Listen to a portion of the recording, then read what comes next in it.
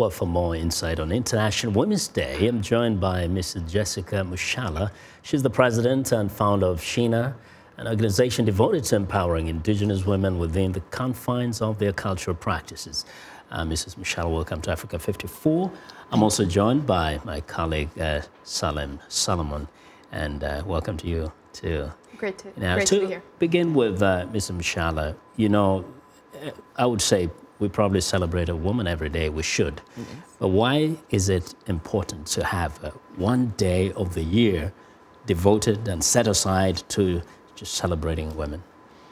I guess in order for us to change the mindset of the communities in general, or the society thinking and practices, we need to be able to use one day where we can advertise some sort of, or bring awareness on the issues impacting women, not only in the city, but also in the village. With the technologies and social media and the telephone, this is a wonderful, wonderful way of reaching out to the deep in the village, rural village, to make sure the women understand they exist to be productive members of the society. And no one else can do it for us. We have to do it ourselves with the help, of course, of our brothers, as they put it. But at the end of the day, it should not be just saying it. It should be actually putting it in practice. Yes. Now, Salem, women are our mothers, our sisters, our daughters, our wives. Is this day necessarily a day that is just for women, or should actually this day be everybody's day? Honestly, I wanted to kind of give us some thought on that. Okay. Sorry about that. Okay. Yeah, I mean, today, I think the importance of International Women's Day is to reflect on the progresses that we've made so far as women. And so, let's say, for instance, in terms of women being represented in business or politics, you know, Sub-Saharan Africa, for instance, has seen over 20% increase in parliamentarians, women parliamentarians, you know, being active, politically active in their countries. And so also this day marks the challenges that are ahead of us. So we have to reflect on the challenges that we have to take a closer look and see how far we've come. Let's say, for instance, across Africa, most of the challenging issues that we are dealing with include female genital mutilation, you know, child marriage, things, traditional practices that are affecting a lot of African countries. And so these are the challenges that need to be highlighted and thought about so we can improve the change. It's not just about how inclusive or exclusive the day should be for a certain gender. It's about the progresses that we've made so far and the challenges ahead of us. Which actually involve sometimes coming up against cultural practices which are not just about the women, but also about men and women and just society, right? That's right. Yes. And Ms. Mushala, just see if you can give your thoughts on this. You know, sometimes we try to figure out which is the best way to gauge how women are doing.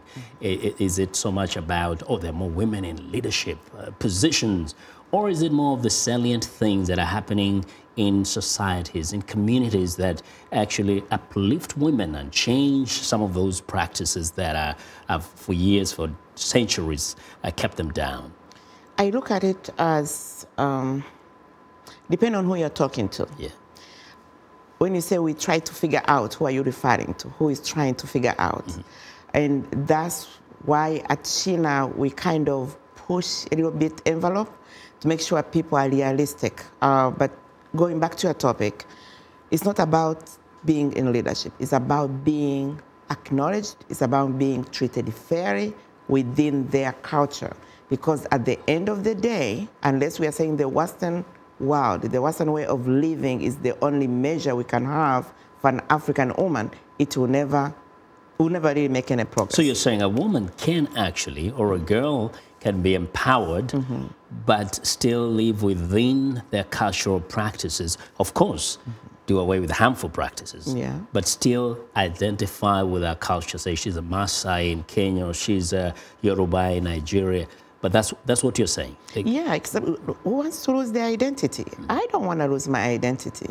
At the same time, let's look at its cultural practices. Who does it? Who accepts it? Who changes it?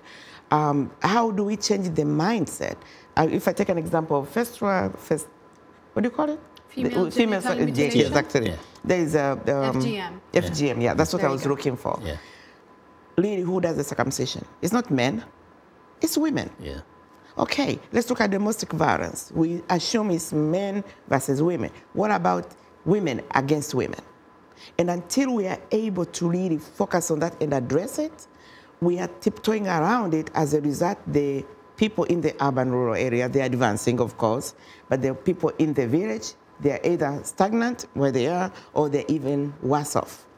And that's how I look at it, because no one is addressing it. Just to add to what my colleague here is saying, you know, it all comes down to access to education, for instance. When you're seeing enforcers of harmful traditions in these places, you know, we have a lot of countries in Africa have setbacks. If, you know, just a takeaway for your audiences, the overall look at how many young girls and children are of age are able to go to school. For instance, 28 million girls and teenagers who are old enough to go to school probably won't go to school because of practices, traditional constraints that they have. My colleague Nastasia Petul did this research. UNESCO had numbers of how many women in the DRC, for instance, where there is conflict, security issues, 10% of girls will never go to school because of that. 27% dropped out, 63% will start late. These are setbacks that we're seeing. That's Central Africa. If you go to the West Africa and see Mali, for instance, 92% of girls won't be able to go to school.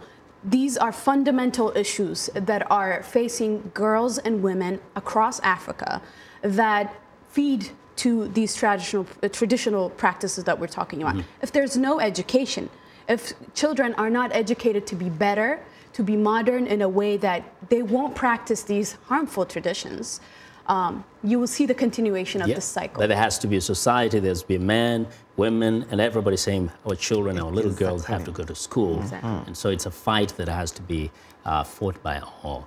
You know, I want you to stick around. That's Ms. Jessica Mushala and my colleague Salem Solomon. We'll continue our conversation after that.